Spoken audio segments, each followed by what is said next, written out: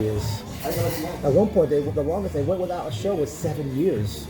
Because I think one of the last shows I went to for ICW was 2004. No, they didn't run in '04. Or maybe it was Actually, '04 they were going to run, but they canceled on 1 week's notice. But no, there was one show that I think. You remember what match on the show? I know that Azrael and the Dirty Rotten Scoundrels were on that card. So I think that maybe it wasn't '04, maybe it was '03. Maybe '03, yeah, because they did run in '04. So I know it was the early 2000s, no later than 2003. I mean, I should know this. I do have the old VHS tape at home. Was this with that Duel of the Butcher? Yes. I had that videotape too at home. So it was. Whoa, and I didn't. That was. That was meet back then. I know. That was. So that was 2003. Yeah. Yeah, that was the last show they did for nearly 7 years at one point. And then after that, it's like I really didn't know that much more about the Indies, and I kind of fell out of it and started coming back into it again last year. So. But yeah, speaking of the future, ICW kicks off a whole new decade in 2020, as they will be returning to the state of New Jersey, as they will be in Jersey City on Saturday night, January 4th. Nothing's been announced yet for this, folks, but since there'll be no state athletic commission to intervene, oh boy. Let's see what happens. Unfortunately, Larry mistakenly announced that it was going to be in Atlantic City, and the crowd booed. And even though, Larry, you were mistaken, it's in Jersey City, you did correct yourself. But it was a little better for most of us, but the crowd still pooped on it. And I don't know if the not running in Queens took it out of the crowd, because, it was such a small crowd than usual, because it was so packed at past shows at Ultimate Fitness.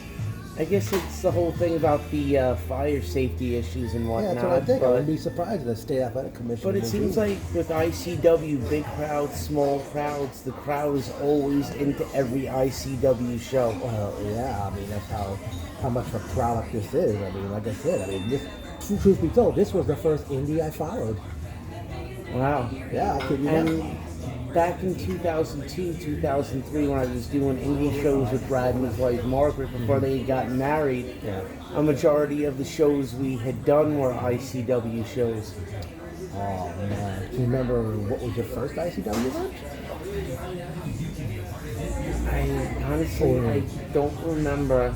Like I said, I remember the last one I went to had Azrael on the card, who I go way back with. The Dirty Rotten Scoundrels, and I'm friends with on half of that tag team as well, EC Negro. Oh, they're both awesome guys. Yes, and and then on that card you also had the,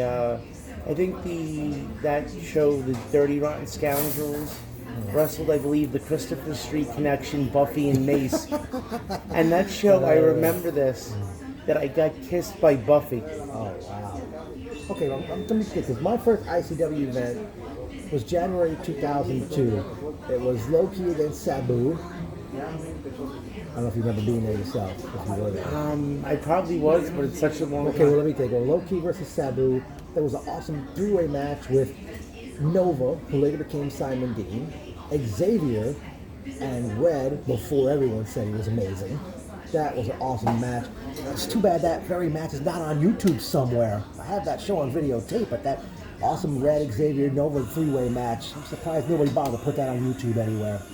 I was just like, now that you mention it, somebody's going to find it and put it on YouTube. Hopefully somebody does. It was so awesome. And, I mean, that was a hot crowd for that match. All that same night, the Hit Squad wrestled the SAT for the Tag Team Championship. Yes, and then like the last show that I went at was on, the Christopher Street Connection didn't wrestle the Dirty Rotten Scoundrels. Yeah, I believe it was the SAT against the Dirty Rotten Scoundrels. And the Christopher Street Connection wrestled the Backseat Boys. Oh my God. That was Trent Acid. Passed away. Johnny Cashmere. That's when indie wrestling was so awesome. Back then we had no social media, no YouTube. Internet was around, but we didn't have social media, we didn't have YouTube. YouTube, I think, was still maybe a year or two away from starting up. Well, YouTube started in 2005. Okay, so that was still, like I was saying, 2 years away.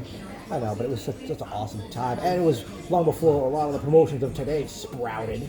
Yeah, and that's when you wanted to go on the internet, you had a dial-up. You couldn't do it on your. You could do it on your phone. Yeah. But wow, you put pretty long here, Joe. Yes. And for those who do normally watch my videos, I know you guys trying to get everything ready. Cha-ching. ICW fans or whether it's creative, any shows that Joe here comes on, let me know if you want Joe to come back for another video with me, guys. All right? And hopefully, they'll want me to come back and do another video with you.